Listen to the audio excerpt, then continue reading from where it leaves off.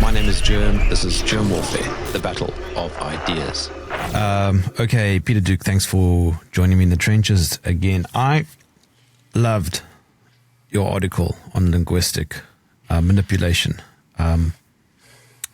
It's something that seems obvious, but is equally very subtle.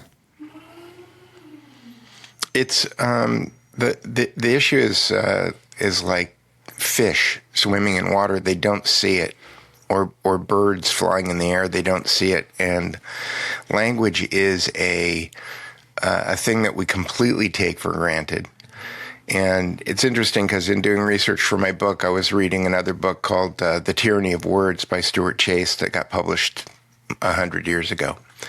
And he noticed the same thing that I did, which is that if you understand the blocking and tackling of the words that we use, certain things wind up becoming unlistenable because there's so much information missing that you can't listen to it. But the fact is that you have to kind of actively listen so that you can understand the three components of the compression of language. So, long story short, we have this vast array of information in our memory that we have to, or in our mind, let's just say, that we need to compress in order to fit it into the number of words that we have available to communicate something to someone.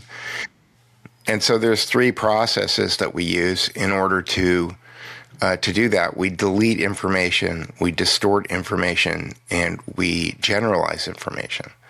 And it turns out that you can listen, and because we're all doing it all the time, all is a word that's called a universal quantifier, and that's one of the trademarks that you kind of look for in linguistics. Because we all do it all the time, it means that even now as I'm talking to you and people are listening, I am deleting, distorting, and generalizing my bigger picture of the world and squeezing it down into the number of words that are available for me to have a conversation with you. And that's where it begins. That's where you start to try to kind of understand linguistics, because if you realize that people are deleting, distorting, and generalizing things all the time, then you can formulate questions based on whatever it is that they're talking about that reveal whether or not they've just deleted something, distorted something, or generalized something. And as an interviewer, this is probably something that you do naturally, that you don't, it's not a conscious process for you. But, and again, that's mind reading on my part. I don't know that to be true. You can let me know whether or not that's true. But linguistics, it turns out to be an incredibly powerful tool for determining what's real. And we don't learn it in middle school like we probably should, because if we did, there'd be a lot more people thinking about things in the world. And thinking winds up becoming a problem if you're trying to run a totalitarian dictatorship. What's interesting is, if you think about it, the words that you know in your head and use determine in many ways how you view the world, because you can only express your ideas with the language that you know. Let me give you an interesting example. So I can speak Afrikaans. In Afrikaans, you can, in one sentence, say something that you can't do in English. So in one sentence, how do you say a cat ran under the table, but it also ran through the table to the other side? If you say the cat ran through the table, it might imply that it's physically going through the wood. And if you say it ran under the table, it means that it might have stopped there. So you have to break that into two sentences. It ran under the table and it went out the other side. But in Afrikaans, you're able to say that in one short sentence. Yeah, and it indicates the signal loss in language. And one of the things that I started to look at was exactly the phenomenon that you're describing, which is, why is it that in one language you can say something in a short sentence and in another language it takes 2 sentences? And it led me to this concept I use a lot of Greek words when I talk about this stuff, called hermeneutics. And hermeneutics is a phenomenon where the translation of a word becomes politicized. That is, if you're trying to achieve a certain kind of mindset in a population, you'll interpret a word one way as opposed to another way. And there's a lot of that goes on between Greek and English.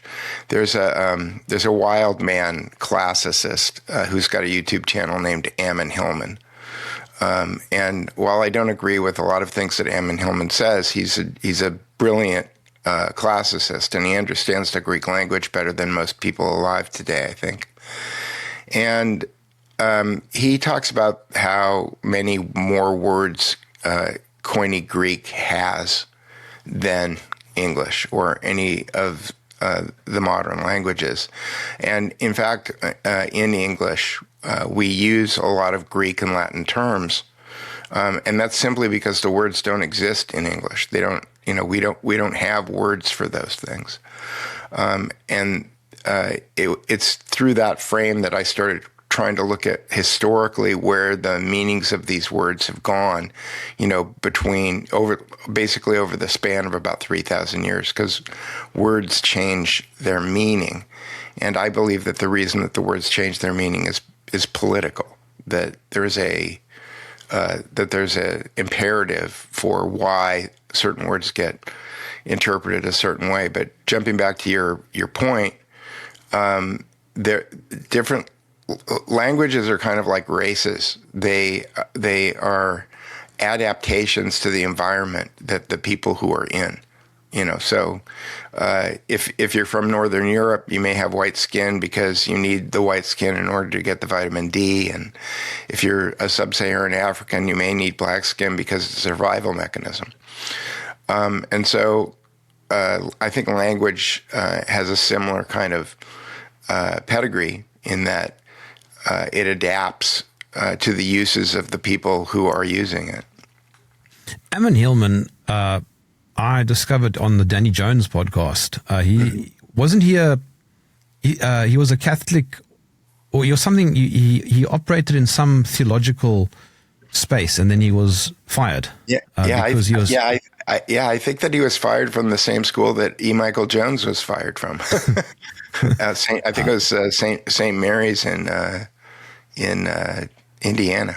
Yeah, he's got some pretty controversial ideas on Jesus.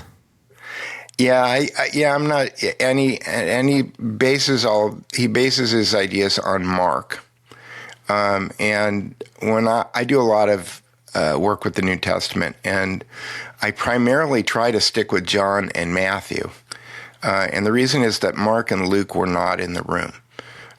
They're secretaries, and they wrote down the stories later from the accounts of the witnesses that were in the room, but they weren't in the room. So his thesis about Jesus is based on Mark. And so, but that said, it's a very interesting analysis, and it's not something that I dismiss out of hand for theological reasons. It's interesting to me, but I prefer to look at the etymology. He looks at language. I try to look at the epistemology, which is how you know what you know. How you know what you know, but how you know what Jesus did, and by sticking to the words, the written words, and so for example, to me, when I'm doing an epistemological analysis of the New Testament, it doesn't matter whether he's the Son of God or whether or not it's a myth or a story or something that somebody made up. I'm just looking at what the impact of the words are on people who are reading those words. What is the linguistic impact on those people? And it was through that lens that I discovered that, so certain things that, people take for granted. I think I have to go check my notes. I wrote this a few days ago, and I wrote 16,000 words, so I have it's a little fuzzy to me. But I think there's 193 instances where Jesus is talking, it says something in the Bible. 190, there's only 3 examples out of the 193 where he's not having a conversation with people, and his conversation is interrogative. That is, he's asking questions. People are presenting him with a case, like the Pharisees and the Herodians come to him, and they ask him about paying taxes.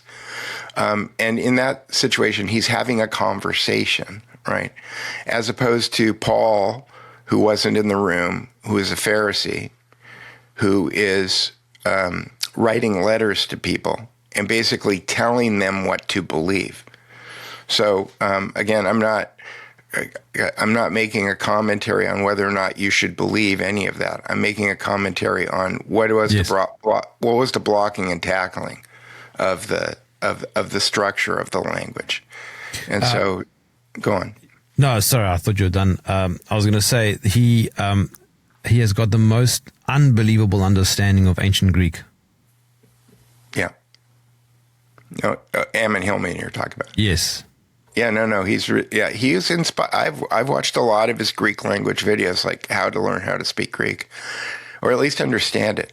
There's a U.S. military school in Monterey that is the Language Institute, and a friend of mine was U.S. Navy intelligence, and he went to that school.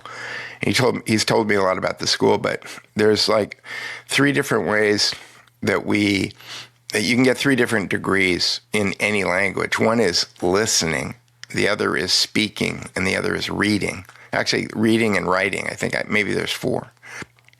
So there's 4 different ways that you can look at language, and I mostly read ancient Greek. I don't pretend to speak it, but and Ammon Hillman was very helpful in being able to do that. So, he's got some wild ideas. He's kind of a wild man. But he is, isn't he? He comes across as if he's always high. He may be. He likes that word pharmakia. Yes. But I find him fascinating. I also have watched a lot of his stuff, and he is very intriguing. I actually think I might invite him onto my podcast. Well, why not? Yeah. You might need to take a Valium first, but I think so.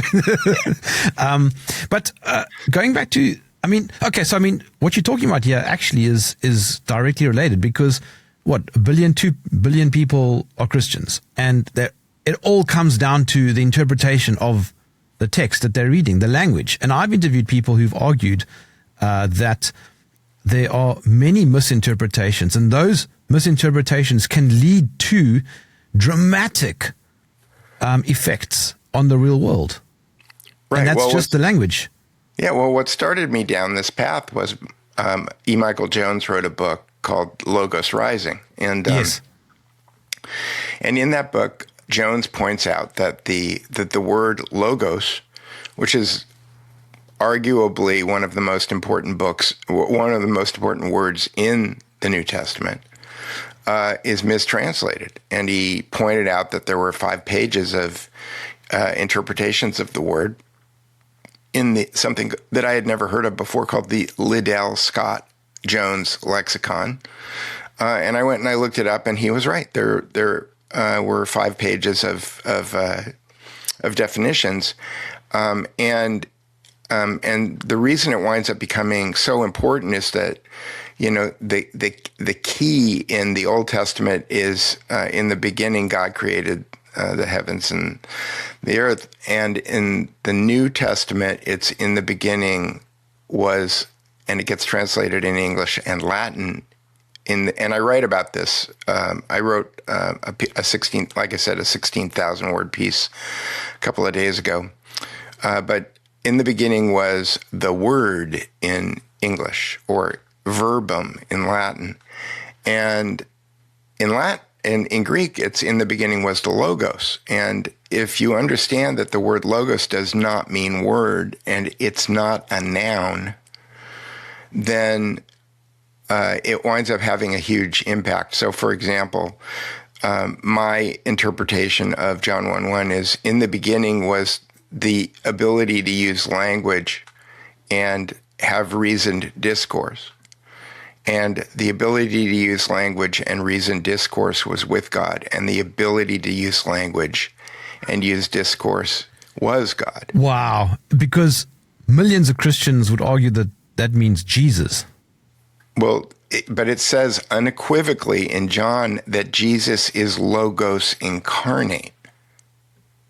So if you understand that what Logos is, which is what you and I are doing right now, we are using Logos in order to sit in front of microphones 7,000 miles apart and share ideas.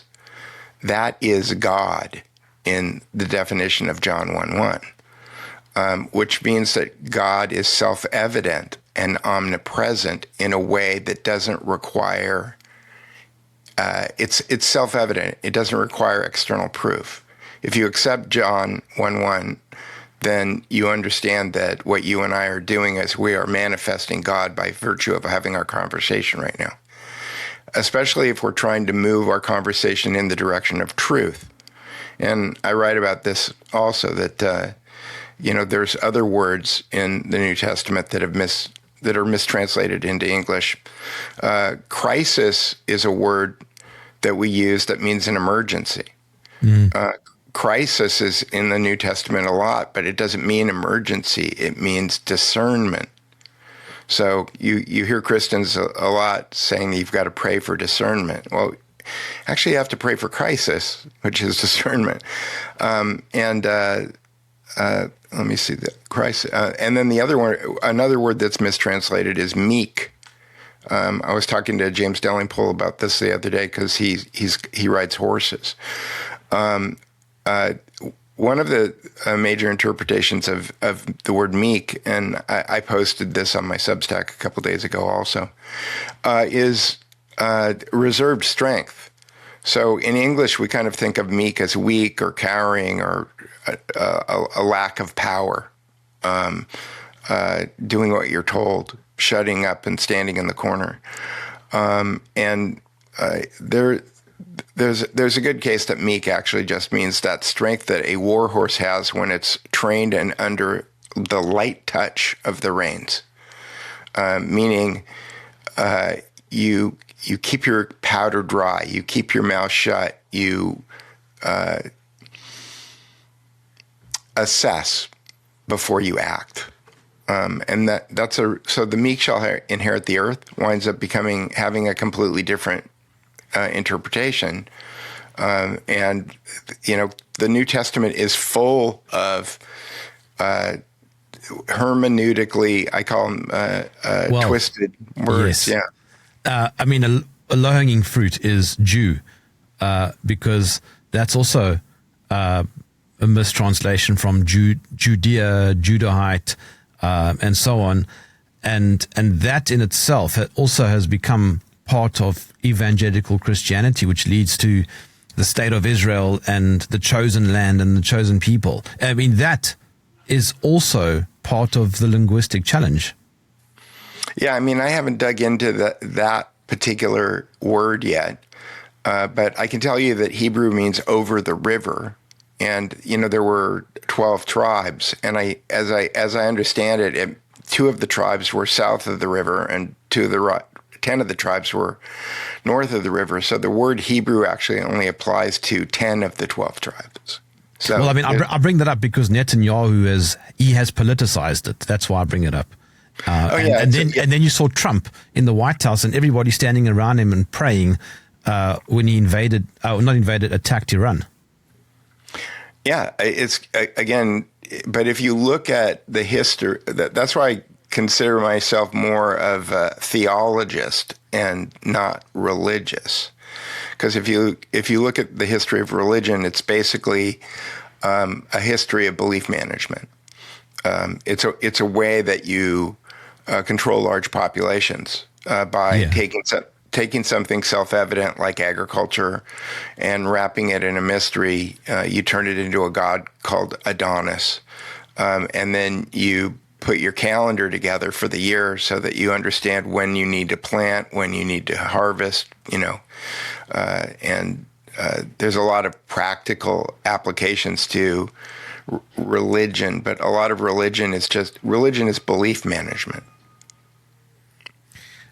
So in your Substack, you let me get this right. You were talking about the battleground, and how our mind processes language.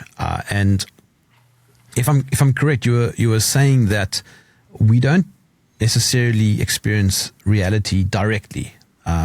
What happens is that our nervous system kind of filters everything through a series of processes, which you mentioned earlier: deletion, distortion, and what did you say? Generalization. Generalization, yeah. Which kind of creates a map of how we see the world, and then some of the weapons used in that battlefield would be things like, what did you say? The blab test, semantic blanks, things make America great again, safe and effective. Yes, indeed. So what we do is we fill in the blanks with unspecified references. So many of the words that we use. So you said make America great again. The blank that's there is great. Okay. How do you make America great? And when you say again meaning what? Is it a Leave It to Beaver television show that you saw when you were a kid? Is it the Life magazine photographs covers that that inspired your parents? What are those things? And the trick there is that. And it is a magic trick because you're taking something self-evident and wrapping it in a mystery, is that people will fill in their own ideas with what they think great is and what they think make is. And people, Barack Obama did the same thing, though, with hope and change. Hope for what? Change what? It's like, and people will say, well, these are just political slogans. And, to me, that's a good argument for getting rid of politics, because if that's all you need to do in order to convince enough people to believe something and give assign their agency to someone else with an argument like that, then maybe they shouldn't have the vote. Yeah, but I mean, look what happened during COVID. Safe and effective. I mean, that was a phrase that everybody just said over and over. And things like kill granny and whatever, social distancing. I mean, by the way, had you ever heard the term social distancing before 2020? No. Yeah, I also didn't. No, and the mythology around it too is that it was a 6th grade girl in a science fair who came up with the idea, and then they ran with it. These are all stories to me. I don't know that I believe any of them. But safe and effective is interesting because not only safe and effective deletes, distorts, and generalizes all in 3 words, and so. That really winds up becoming a magical spell, and again, the word spelling is. Yes, exactly. Spell. we put letters together in order to cast belief systems onto other people. And so it winds up becoming why, to me, or how. Epistemology is about how is it that 3 words, safe and effective, can get billions of people to go do something that is not in their own best interest. That's kind of what gets me up in the morning trying to figure that out. Well, isn't that what you would call magic with a K? Magic with a K, I thought was associated with sex magic with Aleister Crowley. Yeah, I think it comes from that also. But I mean, I don't want to say magic with a C because you just think of wizards and, well, maybe it is magic with a C. Again, it's funny because my friend Courtney Turner and I were talking about this the other day, and that is that, and I wrote an article about, so I was digging into the word Pharisee because the because one of the groups that Jesus has a lot of problems with in the New Testament is the Pharisees. And I thought, what does that word mean? And it comes from a Hebrew root called parash, and parash means to proclaim and discern and delineate. And it occurred to me that that's exactly what the logo of the Freemasons means. That you use the compass in order to draw a circle. Yeah, you get that shape that they have.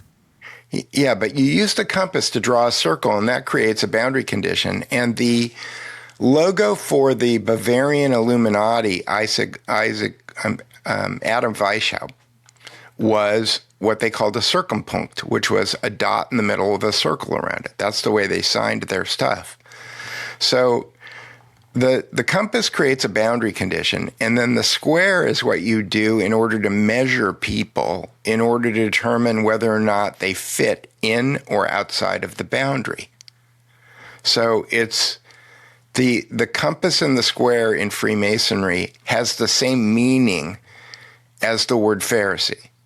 They mean the same thing. They indicate the same idea. They initiate the same belief. One uses letters in order to create the belief. The other one uses symbols to create the belief. But the belief is that the people who create the circles, the people who determine what's real, get to measure the people to determine whether or not they're inside the circle or outside the circle. So the boundary condition is the belief barrier. And so when you start to look at the world like that, people are creating boundary conditions and then they're defending the boundaries. One of the last articles that I wrote was the metaphysical disconnect between the Declaration of Independence and the Constitution of the United States, because they're held up as America's holy documents. And we're taught in school that one supports the other. And on a metaphysical level, that's not true. The Declaration of Independence has a metaphysical disconnect from the Constitution. The Declaration of Independence says that that our rights are inalienable, and that they are dependent on the laws of nature, and nature is God, and that we have these rights by virtue of the fact that we're human and that we've been born into the world. The Constitution reverses that and says that you've got these rights because we allow you to have these rights. And that's, I've been having an ongoing argument with a couple of my good friends over the definition of the word liberty. Most people, if you get them into a dinner party and you ask them, do you know the difference between the word freedom and the word liberty? They think that they're synonyms. They think that they're basically the same thing. And they're not. They're absolutely not the same thing. Freedom is like the Declaration of Independence, is an internal idea that your will can be manifested by your actions. That's freedom. And liberty is freedom that is granted to you by somebody who has authority over you. Yes. And if they can give it to you, they can take it away from you. It's very psychological, because what it means is that they're putting you into a structure, into a framework, and then your idea of freedom slots into what you've been given. Well, or if you don't know the difference between the word liberty and the word freedom, they're telling you that you're fighting for liberty. The Declaration indicates freedom, okay? And the Constitution unequivocally states the blessings of liberty. And, liberty is a word that has been twisted for 3,000 years. There's a guy named Stanislaus Dmitriev who wrote a book on it. And, the Romans proclaimed, when the Romans conquered Greece, they had a bunch of factional states. that were having little civil wars with each other, and the Romans came in and they conquered everyone, and they said, the Greeks are free. But what they established was Roman liberty. And what Roman liberty means that you're free to do whatever you want as long as you pay your taxes and you do what Rome tells you to do. And if you don't, we're going to come in and smite you. That's liberty. I think it was Henry Ford who said you can buy any color car you want as long as it's black. Right. Yeah, that's liberty. One of the other linguistic weapons on the battlefield that you were talking about was I forget now how you phrased it, but it was about putting together words that are grammatically correct but don't mean anything. Bafflegab. Yeah, bafflegab, which is a word that I learned from my friend Vox Day. It is Noam Chomsky wrote about it. So Noam Chomsky kind of wrote this seminal text, and I have a thesis that Noam Chomsky, this book is so dangerous because it's kind of like the magic trick book. It's like a book filled with all the magic tricks, that they needed to make Noam Chomsky famous for something else. So they put him together with Edward Herman, and then they pushed out manufacturing consent, and they kind of manufactured Noam Chomsky as this left-wing dissident, right? But and you always hear that he's a famous linguist, but he never talks about linguistics outside of MIT. He never talks about linguistics because it's dangerous. I think that the conversation I'm having with you right now is dangerous because if people start to notice the words that they're using, it winds up becoming a way to unlock your critical thinking skills. Because as soon as you start to, one of the things that I noticed when I started, I read a book. It's a salacious book, and I don't agree with the mindset. But a guy named Neil Strauss wrote a book called The Game. Yeah, and like if you're married or you're in a relationship with somebody, you better book club it with your significant other. They're going to think that you're trying to pull something on them. But he went on. Didn't he go on sexcapades or something to that effect? It's a morally reprehensible book, but it has great. It's the best syllabus and the best kind of how-to book about how you would go about learning how to be a hypnotist. Because hypnotism is an interesting thing. I got interested in it because I was a photographer and I took pictures of Scott Adams, and Scott Adams had been talking about it. And I said to him, where do I learn how to be a hypnotist? And he kind of like put his weight on his back foot.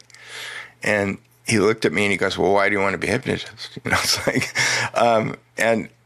because it's kind of like, why do you want to be a magician? Magicians don't want other people to be magicians because it takes away their special thing that they've got. So I kind of had to fumble my way around, but that book was a really good book because that's how I learned about Bandler and Grinder and Milton Erickson and Robert Dilts, all of the other kind of seminal authorities on how hypnotism works. Scott actually left the world trolling.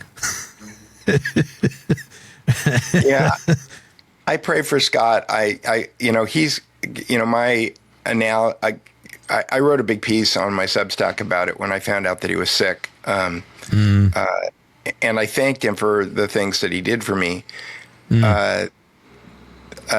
But Scott, I think, was a conflicted guy. And I think he was He wrote a book that he talked about a lot when he started doing his Periscope live streams called God's Debris. And yes, it's a great book. It is, but it's kind of a crib. It's lifted from a 15th century Rosicrucian named Jacob Boehme. He added his Scott Dilbert kind of, fairy dust on it. But it's a 500-year-old, 700-year-old story. 500. Yeah, about 500 years.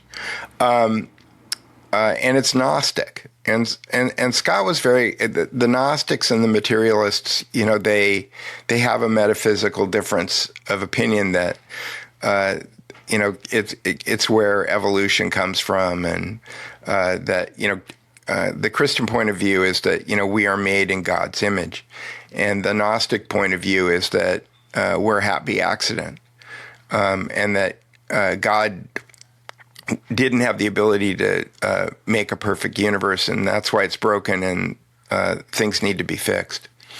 And so it's a clockwork universe. And so Scott operated very much from that. I mean, I was writing a book. I started working on my book 5 years ago, and I openly have told people that the title of my book is Reframing Reality. And Scott, one of his last books that he wrote was called Reframing Your Brain. And it wouldn't be the first time that he borrowed something from me, but I looked at the title of the book, and I thought I have nothing to worry about, because it's a very Gnostic materialist title. That is, I don't believe that our word processing, I don't believe that our minds are in our brain. Materialists believe that there are these chemical processes, and that because we have all these neurons in our head, that's where all of our thoughts and ideas and beliefs live. And my way of, my ontology of the world is that our nervous system is the thing that connects us to that thing that is transcendent. That is, it might be an antenna, but I don't think that again, just based on what I know about I was a computer science major in college, what I know about the processing ability of this wetware that we've got is that it's not that good. I think that there's a reason why we have dreams that scientists can't explain. I think that there's a reason why, and I've been writing this book, and I experience this on a daily basis. I'll get stuck, and I won't know how to solve a problem, and I'll sleep on it.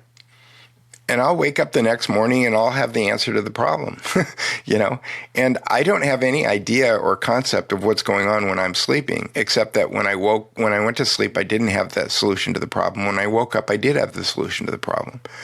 Well, if you understand about how networks work and the speed of computers and stuff, I think that the universe, which is what we're all kind of connected to God, we're connected through this nervous system that we've got. And so when Scott wrote a book called Reframing Your Brain, I think, well, he doesn't have the right ontology. He doesn't understand that these ideas and thoughts that we have are not actually in our brain, that we use our brain to get to them, but they're not there. He definitely was conflicted. I think you're right. I mean, I think he reminds me of Bono. Constantly searching. He still hasn't found what he's looking for. Yeah. Yeah. Well, I mean, and that behavior to me also indicates DID. It indicates dissociative identity disorder, and then that makes you wonder whether or not Scott and Bono are just MK Ultra victims. Sure, I never thought of it like that. Yeah. What's another? Yeah, sorry, go on. I was going to say that I have a lot of sympathy for. There's a lot of people who say a lot of crazy things all the time, and depending upon whatever your political ideology is, they may piss you off. But I think that that's part of the reason that in the New Testament the advice is to love your enemy, because they may be victims of something. And that's the reason. And that's the reason that they're acting or saying or doing the thing that they do. Jeffrey Epstein might just be an MK Ultra victim who was doing exactly what he was trained to do. Another one of your linguistic weapons is, what did you call it? Nominalization. Oh, yeah. That's a big one. Well, again, the best example of that is logos. Logos means that which can be done with words, and it gets turned into the word capitalized. In other words, the science. Right. And when you nominalize something, again, it's a magic trick. You're taking a self-evident truth. Science is a process. When you turn it into the science, you wrap it in a mystery, okay? You separate people from the self-evident facts of it, and then you introduce an intermediary, a doctor, a specialist, a priest, a professor. You need to, because you with the little brain aren't smart enough to understand the very important things here. And it becomes logically fallacious because they'll say, okay, but what, have you got a PhD? This is the Pharisee move, though. This is the trademark of the Pharisees. This is exactly what they did. They took the Torah, and I'm not convinced that the Pharisees are actually Jews. I'm thinking maybe they're Babylonians, because the Jews got taken into Babylon, and they were there for 40 years. And I think that the Pharisees are a post-Babylonian. And I could be wrong, so I got to fact check myself on this. But this is the route that I'm going down, because I'm looking at just what do Pharisees do. Like, I don't care what they believe. What do they do?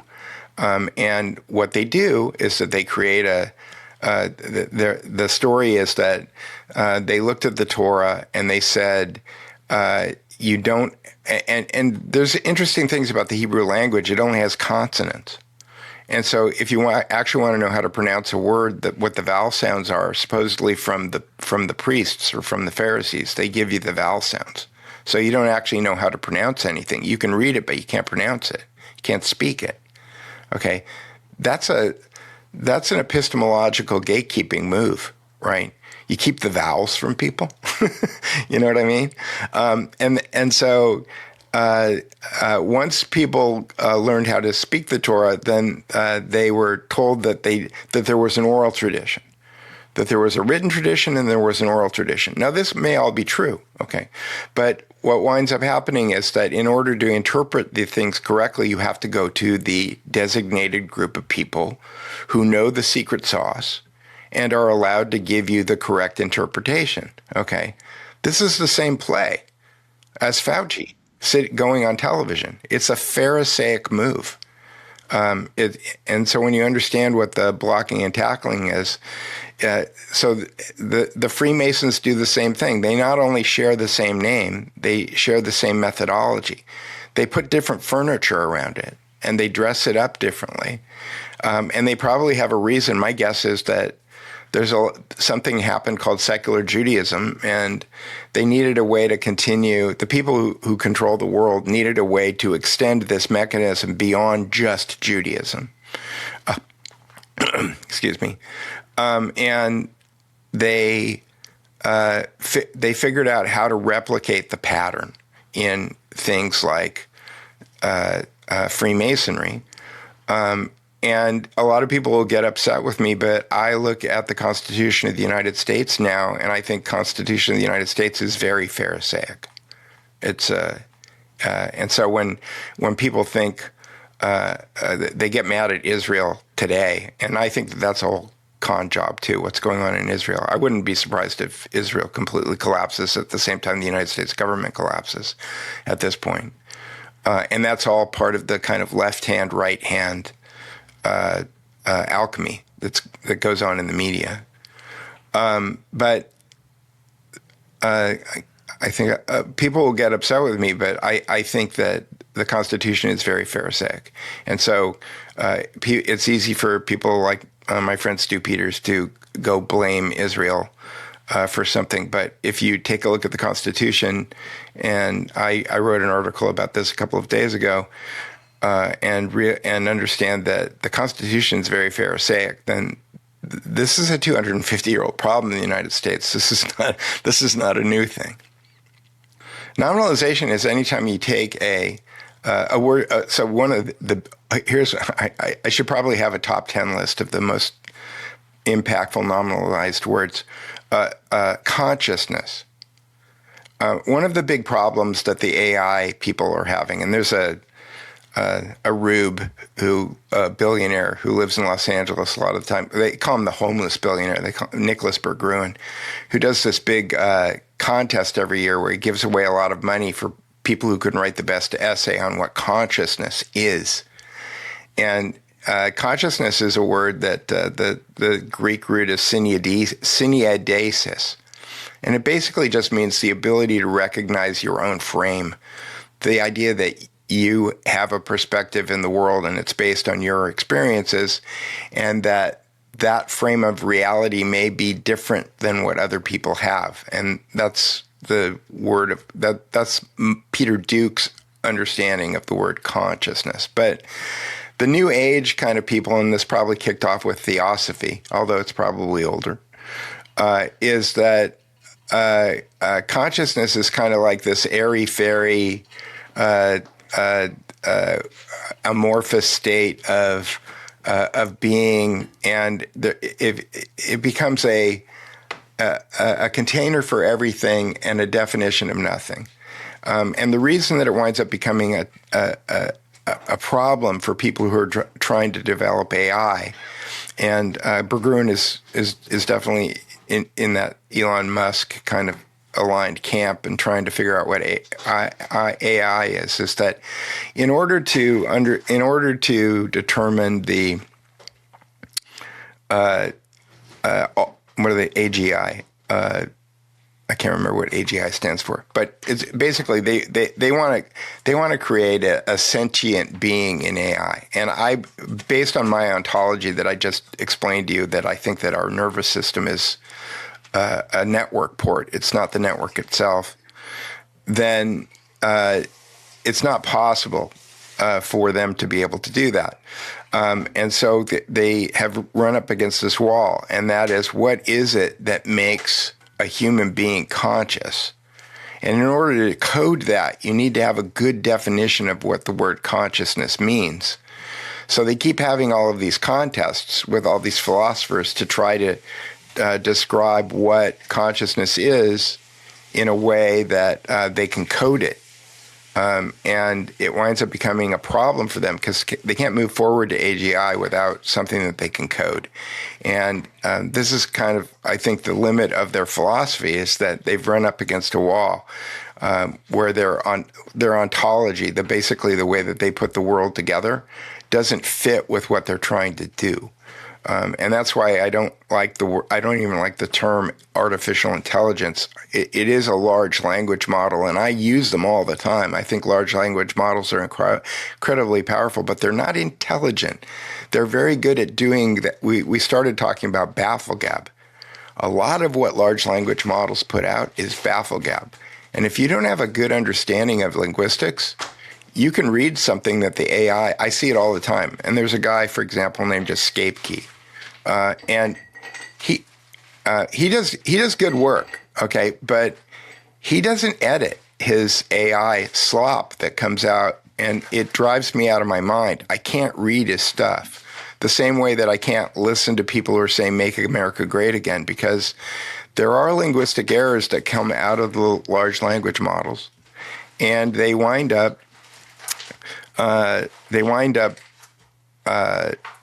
I'm sorry, I'm being distracted. There is crap that comes out of the large language models, and you've got to edit it. I've been working on with Claude for a day now to come up with a skill that takes out all of the things that are completely obvious to me, that I'm generating something using a large language model. Large language models nominalize all over the place. They're constantly nominalizing, and that's because they're being trained on other people's language who have nominalized. Nominalization winds up becoming a big part of what we have learned how to do, because we're not precise in the way that we use words. There's one of the things that large language models do is that they will take abstract nouns and give them human agency, meaning that this agency did this thing, okay? And that's part of the magic trick, is that if we think that the government is doing something, we think that maybe we can't do anything about it. If we understand that it's a person who works at the government who's doing something, then that has a different frame, right? And so we need to, what Stuart Chase said is that, you have to look for the referent. You have to look for what's that word actually attached to? What is it it's supposed to be attached to? And then what is it that we're filling in our ideas of what that word is attached to? Because that winds up becoming the magic trick. So bafflegab is just a way of stringing a bunch of words together that don't actually mean anything. And the king of that, as far as I'm concerned right now, is Jordan Peterson. Jordan Peterson. Oh, yes. Jordan And Russell Brand. And Russell Brand, actually. Yeah, Russell Brand's pretty good at it, too. Yeah. Jordan Peterson and Russell Brand, they're both very good at stringing long chains of words together that don't mean anything. And they'll do that to sound intellectual. Well, I think that in a way, I think that they're kind of spurging out. I don't think that you can do it without having an idea in your head. I think that they both have ideas in their heads, but they both have incredibly large vocabularies. And one of the things that I think you can wind up doing if you've got if you have a large vocabulary, is that you can start to abstract the ideas that you have by using different words to say things. And you can get halfway through a sentence and lose your train of thought. And I think that that's what happens a lot with them. But if you continue, I used to work at Universal, and I was an art director. And I used to work in the producer's building, and but all of the things that I was producing were being made in the art department, which was, a quarter of a mile away. And I would have to walk from the producer's building to the art department. And I had a briefcase and a jacket, and I looked very official. And I would walk past the Universal has a studio tour. They have these trams that drive around in the studio, and Japanese tourists are taking pictures. And I would walk by one of the trams, and one of the tram guides would say, "Oh, look, there's so-and-so. He's the writer of this TV show." I wasn't the writer of the TV show, and all the Japanese tourists would take pictures of me. And what I realized when I worked on a movie studio is that if you walk with a purposeful walk, if people think you know where you're going, people will assign all kinds of ideas to who they think you are or what they think you're doing. And so the key to the whole thing is just having a purposeful walk.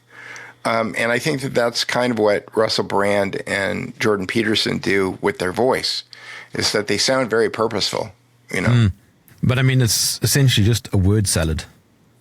Yeah, it is. And Chomsky wrote about that. I mean, that was one of the key findings in his Syntactic Structures book, is that it's perfectly capable. But look, there's it happens all the time. It's on television. It's in things that we read. We're constantly bombarded. And what Stuart Chase pointed out in his book is that it winds up becoming, once you learn how to recognize it, two things happen. One is that your critical thinking skills go way up, okay, because you start asking a lot of questions that you weren't asking before. But the second thing that happens is that people who you used to pay attention to, you can't pay attention to anymore.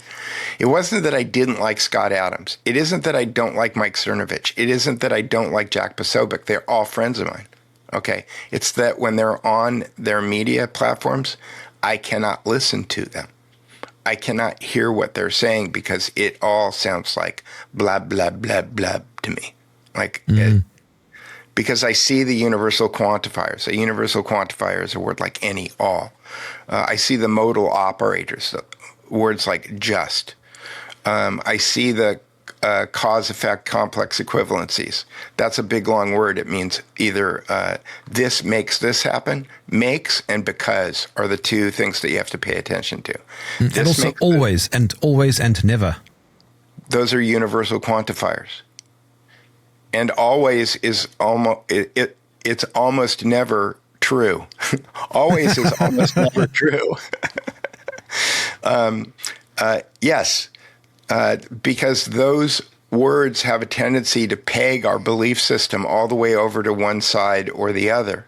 And it was funny because Neil Oliver was on James Dalrymple's show, And Delingpole got a little he got a little ruffled with me but we worked it out. I was on his show because the way that Delingpole describes Oliver is that he's a fence sitter, that he's very circumspect about everything that he said, about every word that comes out of his mouth, and it's very difficult to figure out exactly what he believes and what he doesn't believe.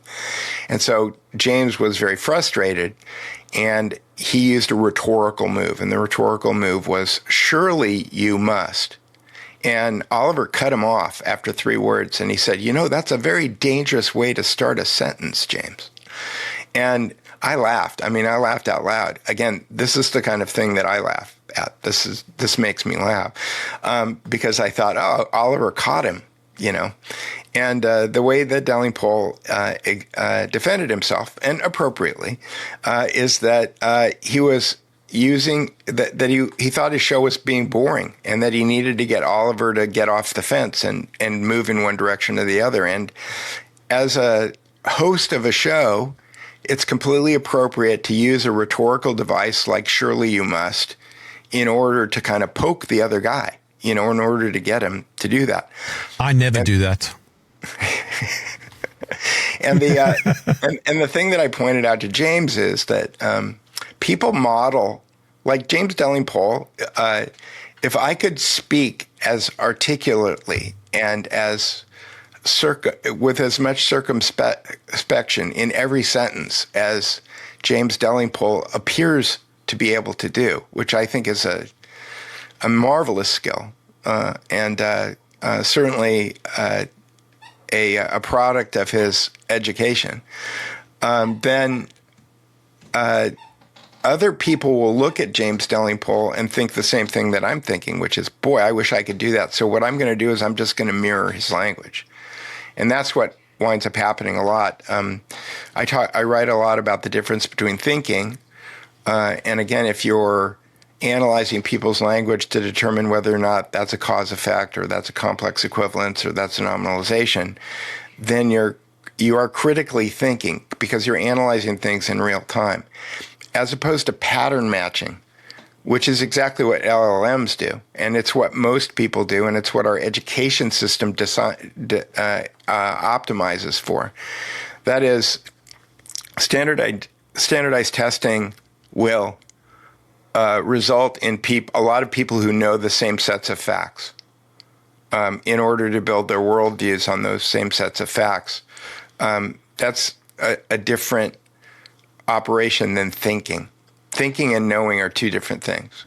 And this is another problem that large language models have, because large language models have a hard time differentiating between the word know and the word think. It's curious. It's a curious situation. But in any case, people watching James Delingpole will copy that "surely you must" pattern in their own everyday language, and they may use it where it's not appropriate. James Delingpole was using it in a specific situation where he was trying to move somebody who was waffling into one direction or another. But people who use "surely you must" in everyday conversation will wind up being very annoying people who aren't actually thinking. And I think that's the danger I see in language like that. I'm reminded of that movie Airplane. I think it was 1978 with Leslie Nielsen. That famous line, "Surely you can't be serious. I am serious, and please don't call me Shirley." It's one of the greatest lines, I think, in Hollywood history. I know, it's funny because my home burned down in the Palisades, and I moved to another town, and the woman who lives down below me is named Shirley, and I you can't not see that when you meet somebody named Shirley, and the scene just comes into your head, right? We haven't touched on double binds, but that's essentially when you give contradictory messaging, and that we saw a lot of during COVID. Yeah, it causes the term, again, all of these things are as old as language. So when I say that Noam Chomsky pointed this out or Gregory Bateson pointed this out, they're the first people who wrote them up in English. But that doesn't mean that they're new. These ideas are new. But the problem with Gregory Bateson is that he worked for the OSS and the CIA. And so I think a lot of things that happen in the media right now are a direct result of his codifying this stuff and they're weaponizing it. But specifically, a double bind is where you're given two bad choices, and you don't have the ability to. In the New Testament, Jesus is confronted by the Herodians and the Pharisees, and they ask him if it's okay to pay taxes to the Romans. If he says yes, then one group is going to want to kill him. And if he says no, then another group is going to want to kill him. And so what he does is that he goes meta. He levels up and he asks for a coin and he says whose picture is on the coin. That's called changing the frame. And in technical jargon, it's called chunking up. He takes the argument, he moves it over here, and then he goes to a higher level, and then he answers the question on his own terms. A double bind is when you don't have the ability to do that. You don't have the ability to question the frame, and you're confronted with two opposing ideas. One is get the vaccine or lose your job. Okay. If you don't believe that the vaccine is good for you and it may have an existential effect on you, then you're put into a double bind. And the result of double binds is schizophrenia, although schizophrenia is a medical condition. And so when you have schizophrenic symptoms, but you don't have the electrochemical things going on in your brain that indicate schizophrenia, they call that schizoaffective disorder. And Bateson refers to it as schismogenesis, meaning the creation of a split state of mind. Well, Kathy O'Brien will tell you that that's how you create dissociative identity disorder. And so when you do that on an entire society, like happened with COVID, you get a massive schizoaffective disorder symptoms manifesting itself across billions of people. And so the double bind is a very dangerous thing, especially when it's weaponized. And I believe that what we experienced in COVID was a weaponized form of the double bind. But I also wrote about it a couple of days ago because I think that the metaphysical difference between the Declaration of Independence and the Constitution also creates schismogenesis, because you have people running around the world saying that they're fighting for their inalienable rights, but those inalienable rights are not protected in the Constitution. So, that creates schismogenesis that results in the ability for bankers to take over the Federal Reserve Bank of the United States and then prosecute 2 world wars. Because you've got a bunch of people who think that they're fighting for freedom when they're actually fighting for liberty, and they don't know what the difference between the two words are. An example that comes to mind for me is when people talk about fighting for free speech, but they don't want you to talk about certain things. Right, and that's why, again, there are ontological ideas in which basically just means the structure of what is. In the New Testament, in Matthew 18:20, Jesus, who is also Logos. Okay, Logos says where 2 or more are gathered in my name. Okay, what's his name? His name's Jesus, but his name is Logos. Right. So you and I right now are conveying our pursuit of truth by using Logos, and it's very difficult in a group of 2 or 3 for people to be put into a situation where they're in a double bind, because we can work it out. We can identify the thing that we're not allowed to talk about. You and I are talking about the thing that on a societal level, people are not allowed to talk about because they get another language form. This comes from a guy named Robert Lifton, is something called a thought terminating cliche or loaded language. And the thought terminating cliche that gets used in our sphere of understanding is conspiracy theorist. Those two words function as a stop sign on thinking. So if you're talking about how you think that 9/11 was an inside job, or whether or not you think it's Judy Wood's directed energy weapons, or it's thermite, or it's a controlled implosion, doesn't matter. You're a conspiracy theorist. And conspiracy theorist it's loaded language. It basically means that you're a lunatic who believe things that are not true, and that it's time to end the conversation. That's called a thought terminating cliche. So the way that you defend yourself against that is you call it for what it is. You say to the person, why are you using a thought terminating cliche? Well, what do you mean? Well, I'm talking about what actually happened on 9/11, not what people are talking about on the television set. But what actually really happened there, and what is it about your worldview that makes you think that people who are inquiring about alternate scenarios aren't thinking? Because when you use the term conspiracy theorist, the indication that you're sending, the loaded language that you're using, indicates that the person that you're having a conversation with isn't thinking. And that's not very nice. Okay. Peter, fascinating conversation. How can I follow your work? The easiest way is just go to thedukereport.com, which is a redirect, and it takes you to my Substack, which is thedukereport.substack.com, where I write about all of these things. If you want to find stuff on NLP, just search for NLP. If you want to find out about the other subjects, just the search engine works really well.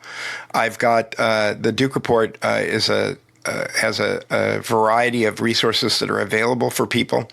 I've put together a book section where I have almost 900 books that I think are, if you're trying to research and try to figure this stuff out, I have 1,500 word summaries on almost 900 books.